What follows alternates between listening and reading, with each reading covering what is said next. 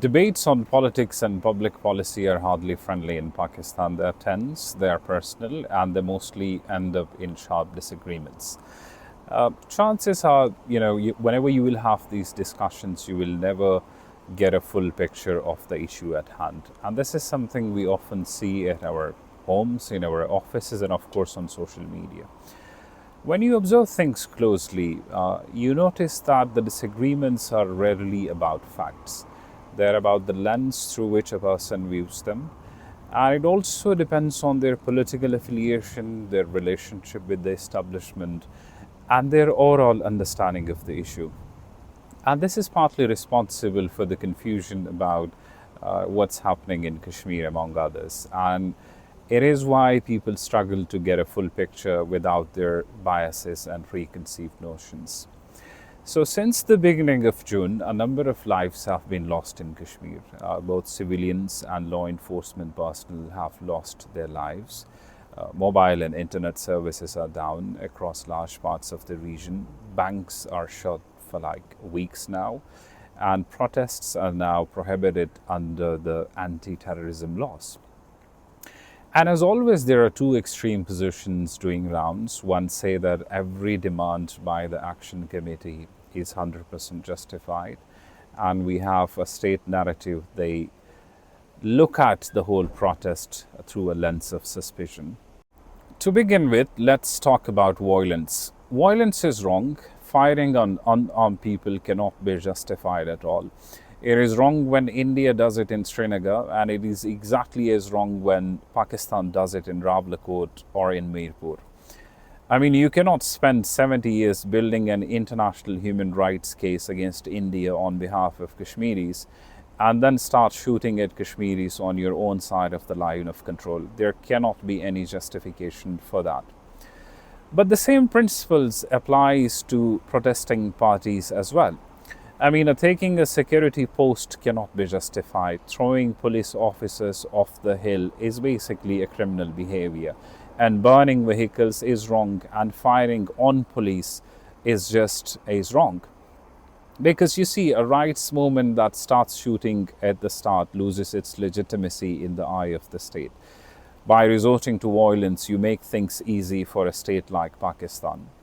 As we all know, that one of the problems with Pakistani state is that it does not understand where to use force and where to manage things more creatively and diplomatically.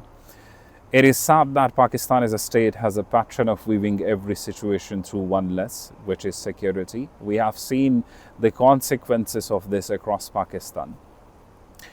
I mean, look at Balochistan, where decades of military operation has left an insurgency bigger than it was before.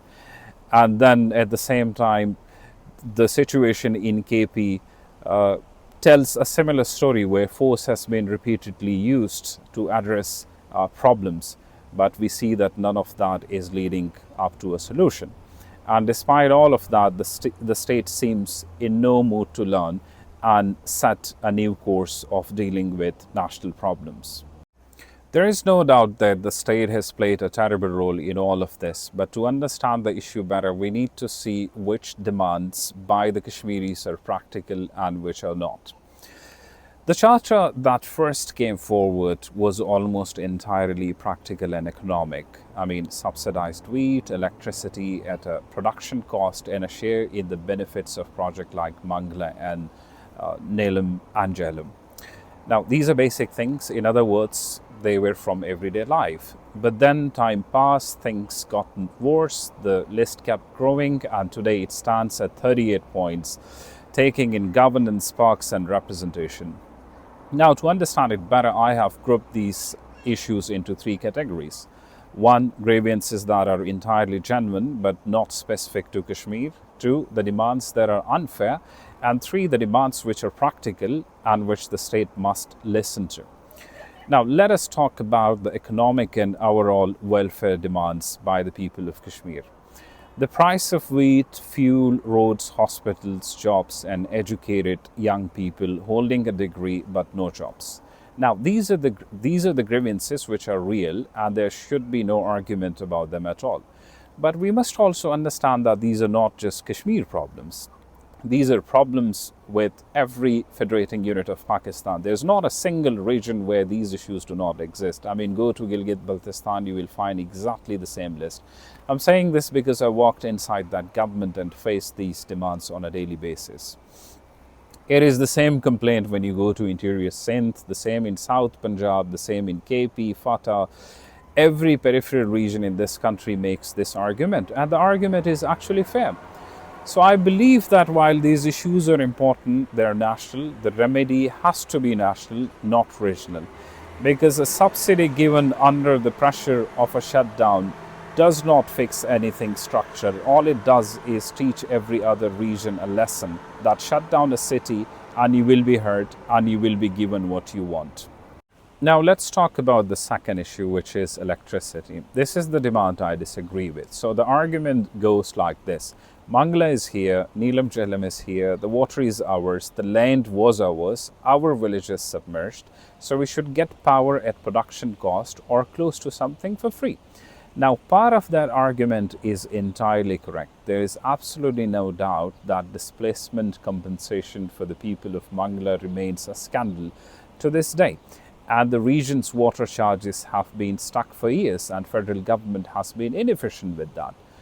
Both of these demands are legitimate, and the state has to answer to either of them. But the demand for free electricity does not follow from either of these things. It is a separate claim, and it has to be looked at separately.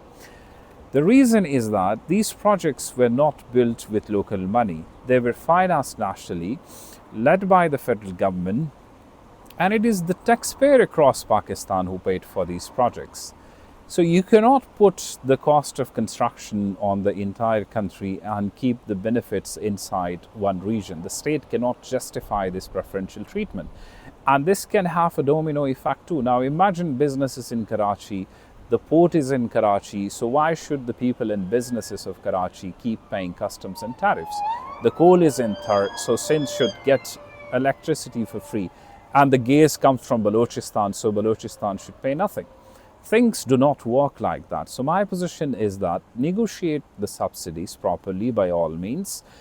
The federal government should pay the water charges in full, pay the displacement compensation and pay it against a clear timeline. And give the region a local development share out of these projects, because that is the standard practice around the world. Anything beyond that is going to set a wrong precedent. Now let's move to the issue where I think Kashmiris are right and they deserve to be heard by the state. Now you see, the assembly has 45 general seats, the legislative assembly in Kashmir.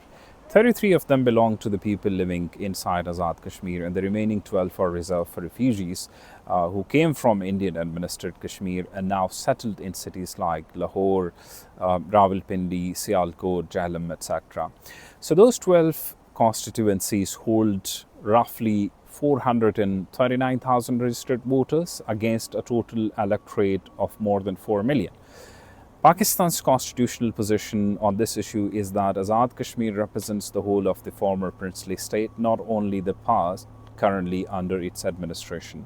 And these 12 seats are the expression of that principle. Now, their foundation was laid in the founding declaration of 1947. They carried through the interim constitution of 1974, and they were reaffirmed as recently as, I think, 2018. So this is not something invented last year to control an election. But the real question is what they do in practice. In a house of 45, these 12 seats, whose voters live inside Pakistan and where Pakistani political parties and establishment can reach very easily, can decide who forms the government in Muzaffarabad, which means the people who actually live in the territory can vote one way and still not get the government they voted for. And that is precisely what is being protested about. Now, the Azad Jammu and Kashmir Supreme Court has ruled on this, holding that these seats carry constitutional protection and can only be altered through a constitutional amendment.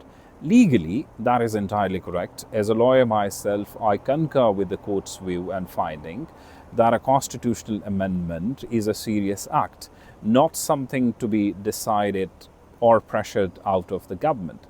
You see, you do not amend a constitution merely because a city has remained closed for months. Doing so would set a wrong precedent, which the state then cannot control. But this is exactly where the state's responsibility begins.